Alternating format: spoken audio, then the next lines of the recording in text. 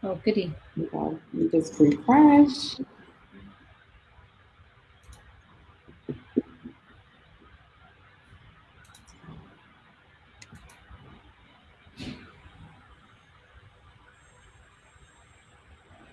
There we go. Hold on. Where is it at? Hold on. I know I'm here somewhere. Are you guys watching us? Hey guys. Hopefully you guys join us tonight. We're gonna have a great conversation. I'm just getting my ID started here. We're gonna have a great conversation with Oya Media Group today. So hopefully you guys chime in. I do have my chat up so you guys can ask questions, leave comments, and all that, so I can see it right in front of me. If you guys just chime in, just jump in on the conversation. So welcome to the Renee Adams Show and Empowerment Week. Please, just a few housekeeping things first. Please don't forget to like, share, and comment on this broadcast. If you'd like to be a guest on the show, please inbox me and let's have a conversation about you being on the show. I would really, really love that. And also, I just want to say, welcome to the show, Alison and Gaddy, who are the founders of Oya Media Group. They have over 40 years, 40 years with experience producing documentaries. So I think that this would be a very interesting and fun show. Welcome, guys. Hello. Hi, thank you. Thanks for having us. I love you guys' energy. Yes. We're gonna have fun tonight. Yes. So how are you guys? You guys are from Canada. How is it going? I'll raise it up, girl. It's going, I think, I guess, fairly, I mean, going is relative in terms of how we surviving COVID.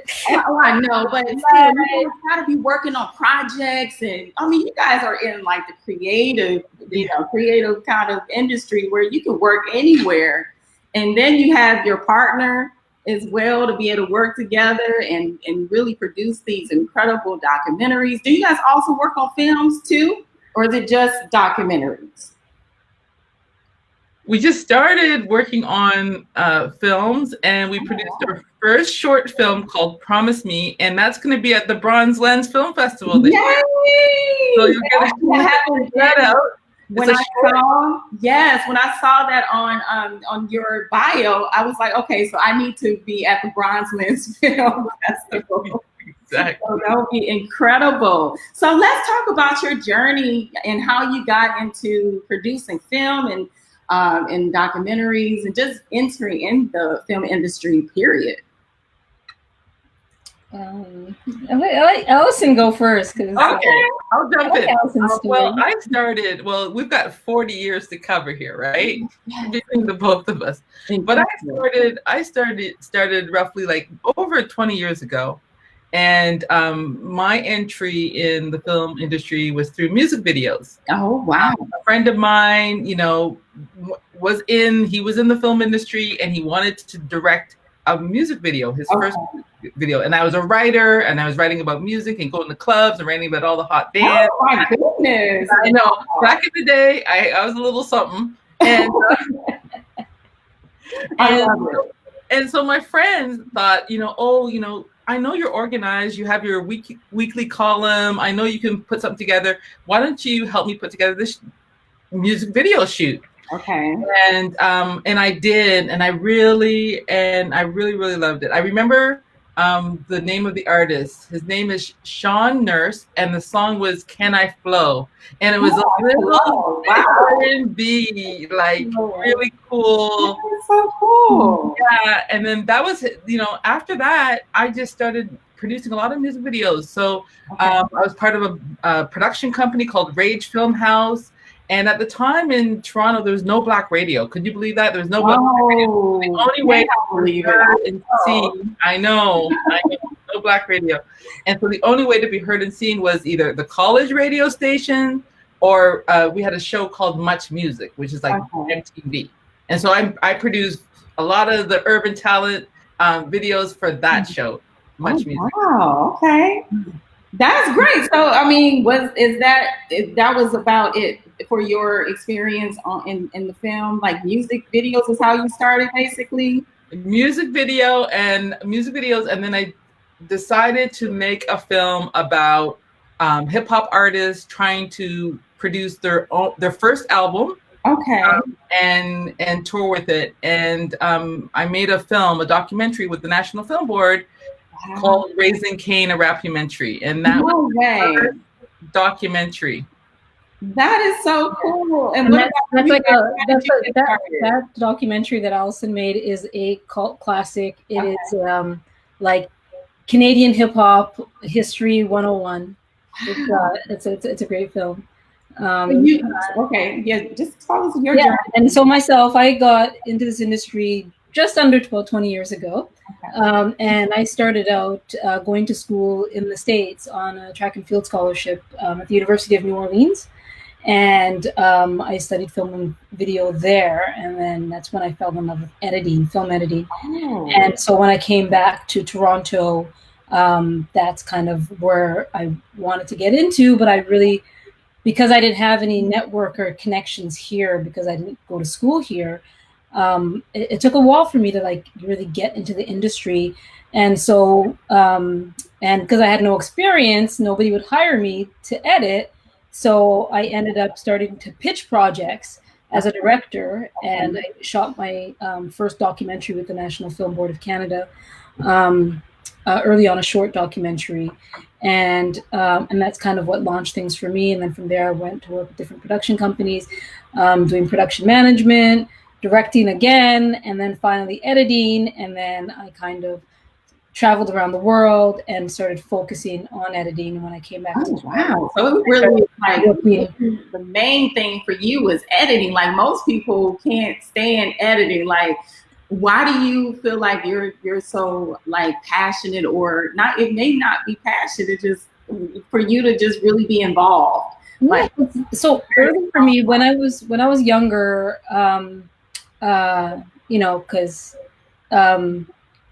growing up, when computers first came around, and desktop computers were affordable, and people started having computers, I was a little techie.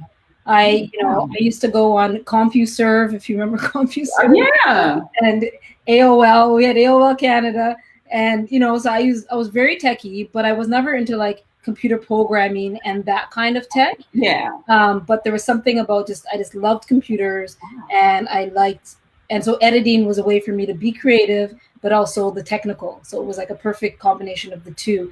And then also for editing, I just know the power you have in the edit room, because someone could go out with the best intentions and shoot something, but when that footage gets into the hands of the editor, there's so much control there into like whether you include special nuances, what you choose to include and what you choose to not include can sway the perspective or the way you portray someone, whether it's stereotypical or what. And I thought, hey, I wasn't even thinking about the lack of women in the edit. Well, actually, women do have a history in the edit suite. Women were the first editors in Hollywood, but then it slowly became overrun by men. So women we are the editors. Just like in Hidden Figures, the women were the manual computers, right? So there's said there. Anyway, I just thought, as a Black person, it's important that our voices are also heard in the edit suite. Oh, I love that. Oh, how you said that. That is very, very powerful. For you to even say that, but also to have someone in that seat that is African American, right? Because we're able to create the stories from our experiences and actually have others see it in the way that we see our world in a way. So that makes a lot of sense. I love that. Absolutely. So because when editing, when I have people editing for me, it's like, when you're very new at it, you don't really know. But once you are more like advanced, a little bit more advanced in it, you start to be like, hey, I don't want it to be so basic. I need it to be more creative and to be able to tell a story. Even when you think about a hosting reel, it needs to tell a story from all the work that I've done. That body of work needs to actually tell a story, not just clips. It needs to have a story behind it. So I think the editing is like the most powerful thing behind the whole film industry, because you create your visual from what your thoughts are. You just like thinking about it and you could create it. And it's amazing how far technology has come. Yes, absolutely. Crazy. I mean, yeah. I mean, when we started out, you know, everything was on tape or on film, and then you had to get that digitized into a computer. I mean, my first semester at school, I was the first class to not have to cut film. Okay. I was the first class that we actually edited on a computer. The semester prior to mine, everyone had to cut on film. And I'm not sure if you know what that looks like, but like back in the day when you would cut film, that's why with editing you say cut, because you literally are cutting the rolls of film and adhering them together. And that's how you put scenes together. And that's how back in the day, editors used to work before computers. Okay. So you really do have that foundation when it comes to editing. Like, did you realize that about her, Alison, when you chose to work with her? Oh yeah, I knew that Gaddy was. I knew that Gaddy was a phenomenal, you know, editor, and I'm such an old hat at it. You know, I want to partner with someone that has some skills. Yeah, absolutely. And she has a lot of skills. That's part of her skills, but she has a lot of skills, and I was just so amazed that she had that hard skill that, you know, that we could work with, we could rely on, and and you know, we just mesh that way. You know, there's a respect there because I know she understands. She understands the medium, even back then, how things were done and why they were done that way. You know, and so. Absolutely. So when you talk about meshing well, like how do you guys, from your experience, Alison, and yours, Gaddy, how do you feel like it really meshed well, like from your experience separately and now together? Yeah. Well, I think that's what brought us together was, I mean, we've both worked in this industry for long enough to know, you know, because our industry is so much about collaboration. So we're constantly working with people. You're constantly depending on people. And so to find people you work well with, you stick with. And that's why, like, I mean, I say mate for life. I don't know who said that, but crews tend to mate for life. Like you look at Hollywood directors, or you just look at a lot of people, they work with the same director and editor team. They work with the same ones, the writer, directors, the producer and directors.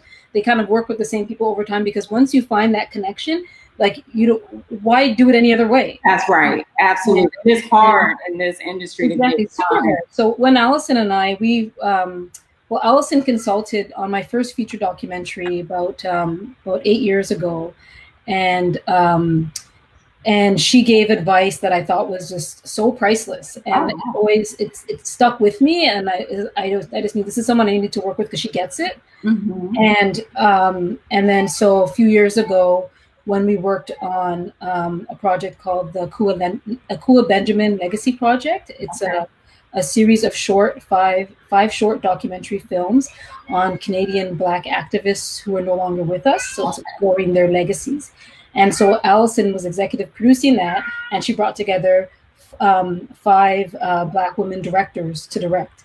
And I was one of those directors. Wow. And working on that project with Alison, and Alison had a very minuscule budget to stretch over 5 films, 5 different personalities, 5 different approaches. And it was just an amazing experience. And then the team she brought for us, because it's so important. A producer is the one who brings together the crew, you know, and all that to work with. And she brought together like this stellar group of I think pretty much all Black creatives who were just amazing at what they did and passionate about the content and the subject matter we were exploring. And it was such a wonderful team. And I just loved the way she worked, and I loved how we worked together, that I knew that this is someone that I'm definitely going to be working with again. Yeah, you can just tell when things are going to work out well when you have that vibe and the chemistry, and then the creativeness behind it too. But also when you talk about working with 5 different people on a short film, like what is the challenges with that? Like, did you guys have any challenges, or what have been some of your challenges just doing a short film? If you didn't have that they each had their own short to do. So there were 5. So that's the only way I could do it, because all of these women were headstrong, Okay. very talented, headstrong, and had their Okay. own unique vision about what they wanted to do. So, Okay. you know, we actually went through a process where they selected the film that they wanted to do, and it was all based on actual activists, Okay. you know, who are no longer here. So older activists, and so they all kind of did their little homework and pitched what film they wanted to do and why, like what person they wanted to cover and why. And that was a very powerful bringing together of all the minds. And then they each got to ask each other questions about, okay, have you thought about this, or what do you? And so they really had to put, you know, like a pitch to the team, and then it just settled really nicely. Like everybody got who they wanted, and it was just a pleasure from that point on. So awesome. Yeah, you're able to see it right face, you know, for right face in front. And I know I may have said that wrong, but anyway. But it is good to be able to be around that, because you learn so much, especially I think when it comes to a short film, because it seemed like it's really challenging in itself to be able to create something that is going to be compelling, it's going to be very engaging, and it tells that story within those 5 minutes. Like, I want you guys to talk a little bit about that, because I think a lot of people may have questions about short film and how can it be done in 5 minutes and be able to have that really compelling story. Well, I'll just say first off, the films were supposed to be 5 minutes, but oh. 10. I think they were between 6 and 8.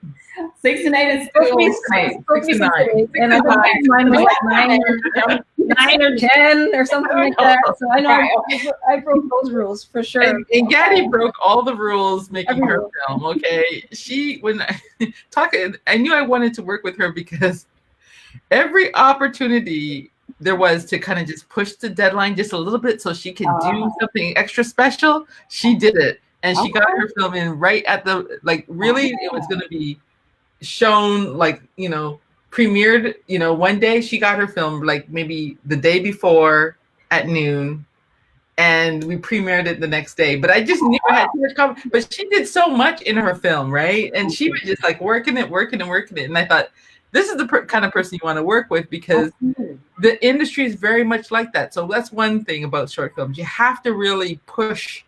You have to really push through and work really hard to make it sparkle, because every second counts. Okay. Yeah. Right? Every moment counts. Absolutely. And it's almost like when you have new eyes on it, you could see like what is like what's something missing in this. But when it's done well, you can't find anything wrong with it. It's almost like that. Like, you know, when you do have those new eyes on it, it's just almost like, wow, you know, I can see that it's a gap in the story, or if it's just told well, you get it. It's either you do or you don't. So it just depends on how the pieces are put together. And like you said, every second counts. And I think that would mean a lot to the people that's out there trying to do what you're doing, to think about those minutes and seconds that really count with the story and pushing the envelope. Like you just said, just being risky. Like she said, I have a deadline. I'm gonna use every minute of this, and I'm gonna put that all into this 6 to 8 minute film, and use it to my, you know. I think that's great, because you're able to just spill out all of those gems and all of that knowledge that you have inside of you. Definitely. And also, Alison always tells me, like, when we're working together, we're in the edit suite, and I'm like, oh, so let's use this scene that the character, you know, our subject matter said or did, but it's Alison's like, well, how does it move the story forward? Yeah, I'm like, well, it's a pretty shot. That's not good. That's not a reason to keep something in a film.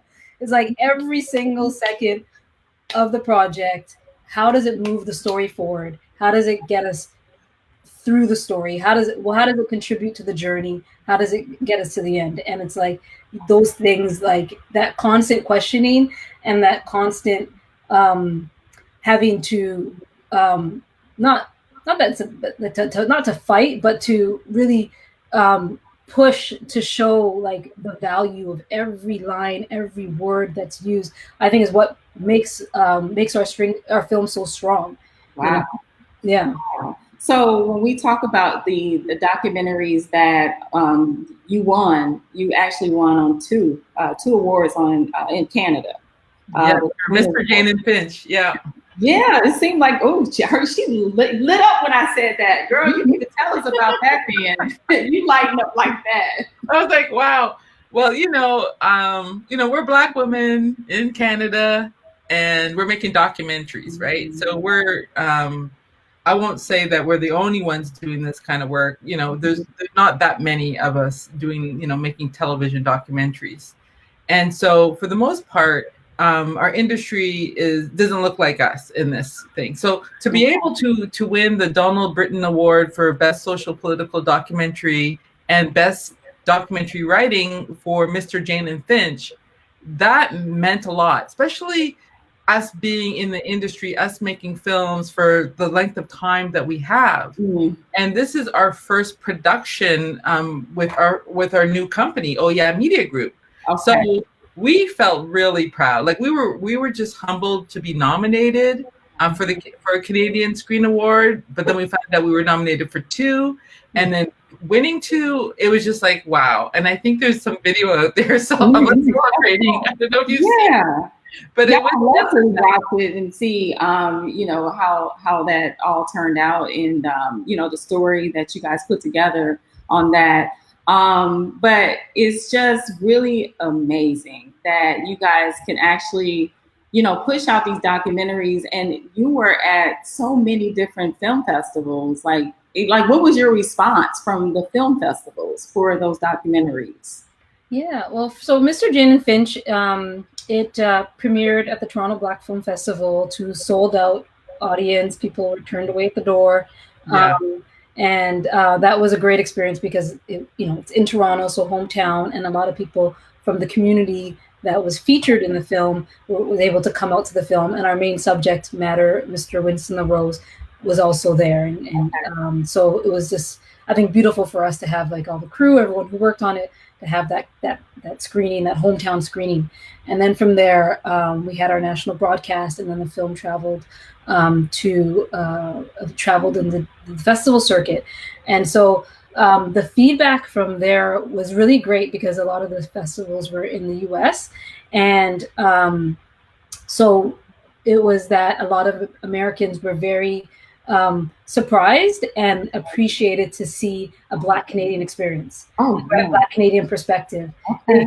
And then it also made them feel closer to Black Canadians because there was a feeling of, okay, you guys are kind of going through some of the same things we're going through. There's commonalities to our experiences in the way we deal with systemic racism, structural racism, and white supremacy in Canada and the US. There's a lot of similarities there.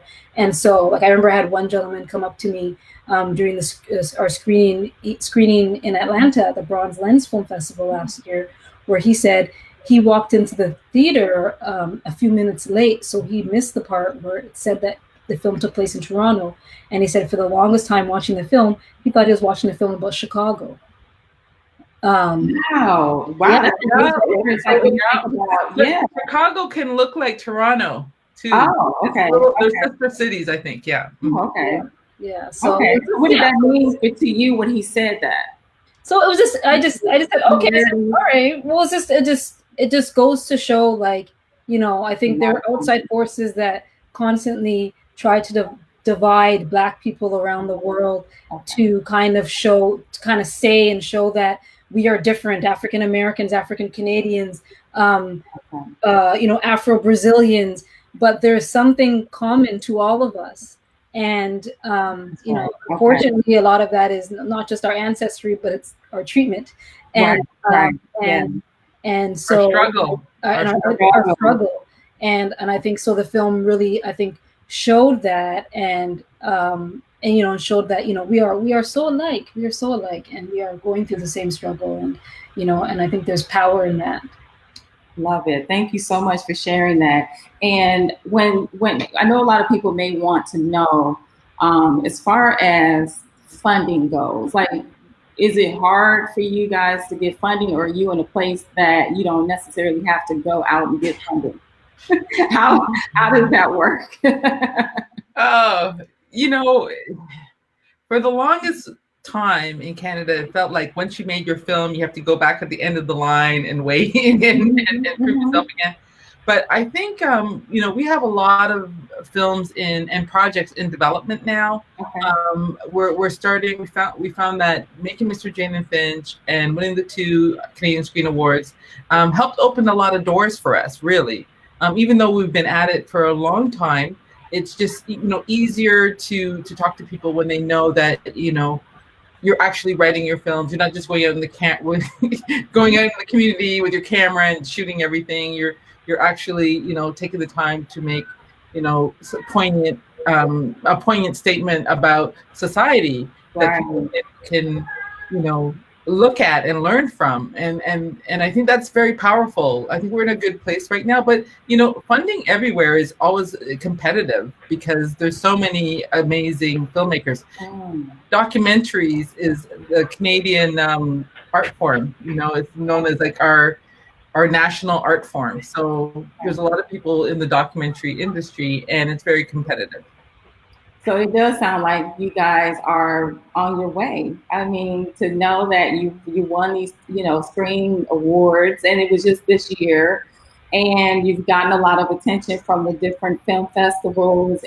It seemed like you guys are really on your way. Like, what are the next projects that you guys are working on? Well, you did mention film. So why film now? To switch to go from documentary filmmaking to dramatic filmmaking or filmmaking.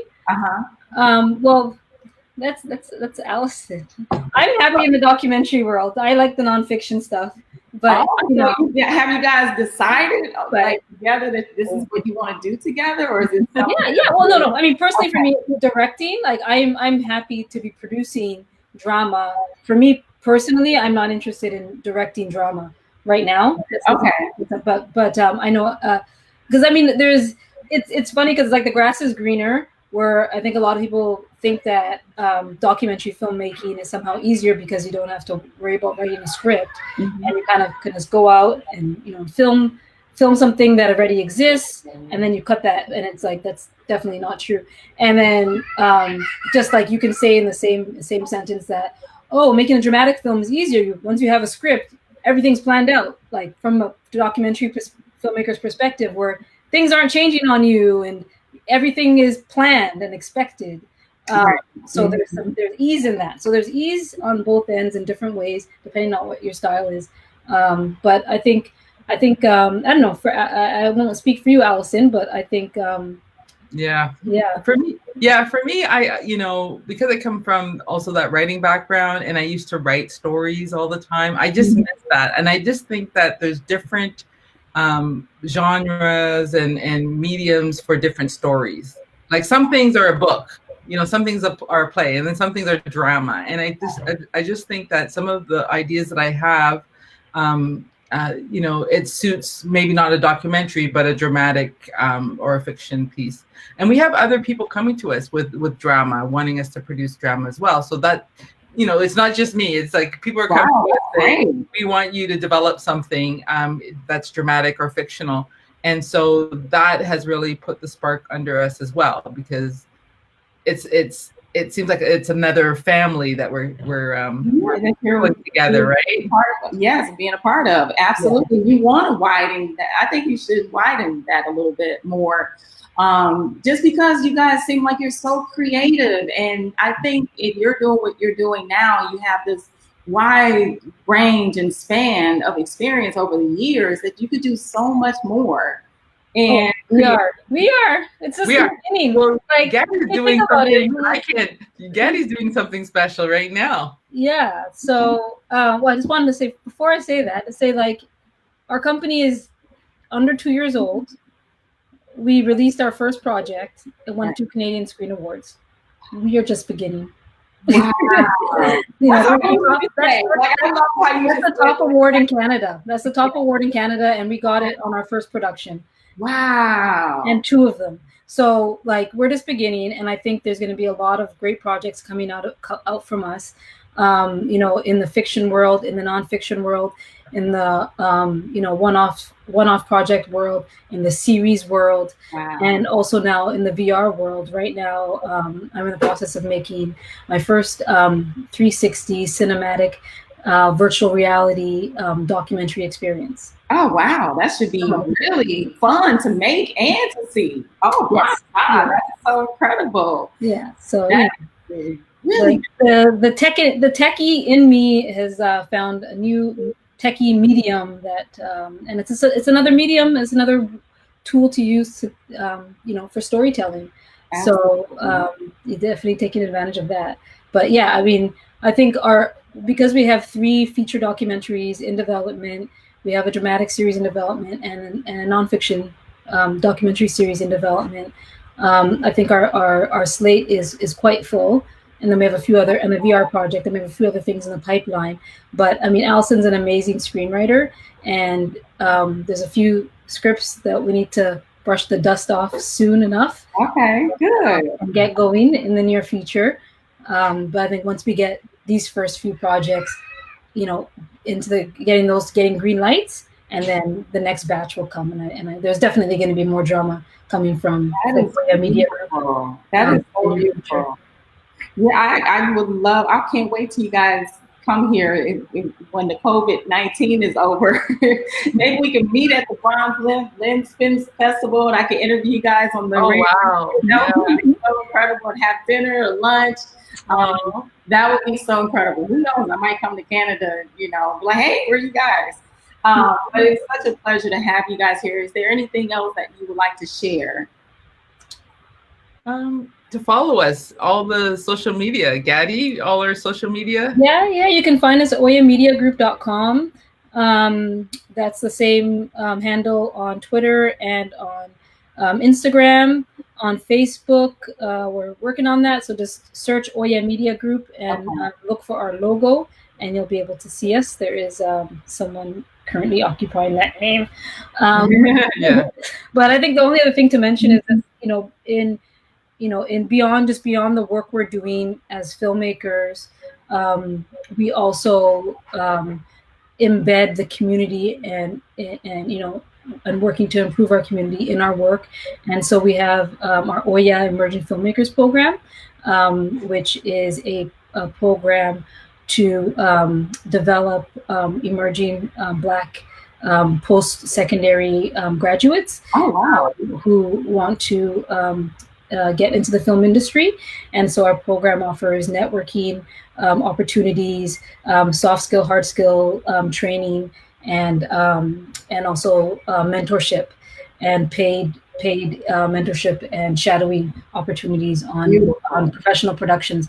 Just kind of it's Alison's brainchild. We started the program 3 years ago. And we received funding from our provincial government here, and now we're really having a lot of great partners come on board in this age of understanding that white supremacy exists, and structural racism has prevented many of us from flourishing in the industry. And our program provides a solution and a path for many young Black talent to find their way in this industry. So I'm really thankful for Alison coming up with this, and we've embedded it in our work, and we had like about 4 to 5 of our participants work on Mr. Jane and Finch, so they can have their first broadcast credit and have award winner next to their name. And so so we're going to continue doing that work. It's embedded in all we do, and it keeps us fresh and young because we have young people all around us. We all need that, right? The little grays coming up. Right? The grays are coming up. Before I let you go, there was one question that I had, and I wanted to make sure that Damien's question is answered. He asked, does your company do any influencer or brand media for entrepreneurs? We can. Yeah, I mean, it's not our concentration, because our concentration is our own original content, and longer forms. But you know, we're not opposed to doing that kind of work for sure. If you're talking about product placement, we can talk about that when we do our dramatic work. But yeah. And I also just want to remind people about Bronze Lens coming up.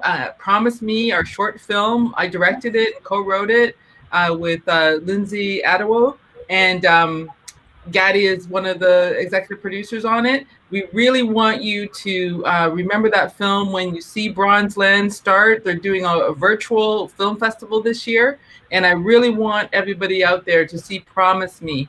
It's my very first dramatic short, and it's going to be sort of like our entryway into the fiction film world. So we really need that support. Mm-hmm. Wow. And it's on its world premiere. Already won the best short film at the festival that it premiered at, the Afro Perry Film Festival. So it's off to a great start. Festivals love it. The Bronze Lens is one of many festivals to come, but that's the first one coming up, and it's a nice one. Wow, I just have to say I am so impressed with you two. You guys are like blowing it out the water, and I'm so glad that I had you on the show. I'm so glad that Sasha, and shout out to Sasha. Yes, that's great. Yes, she is. I just love her, and I want to give a special shout out to her, and for just having you guys, amazing guests once again, sharing your information. What's so important to me is not only the journey, but it's also, for my show, it's also about what you guys offer the community to get in and also express themselves in their creative ways, to know that there is an outlet if they are, confused about their life, like to get into what they feel they might want to do long term. And they really see that creativity, that they can really start to expand themselves with someone like you all. So I really appreciate your work that you're doing. Congratulations on all your success. And I'm, again, just like blown away. Thank you so much, Renee Adams. This has been such a pleasure. It's so much fun. Thank you. And I just want to leave off just by saying, if anyone wants to be on the Renee Adams Show, you guys can inbox me. If you have a product or service that you like to promote, you can inbox me. I know I mentioned this in the beginning of the show, but I also want to mention it at the end of the show.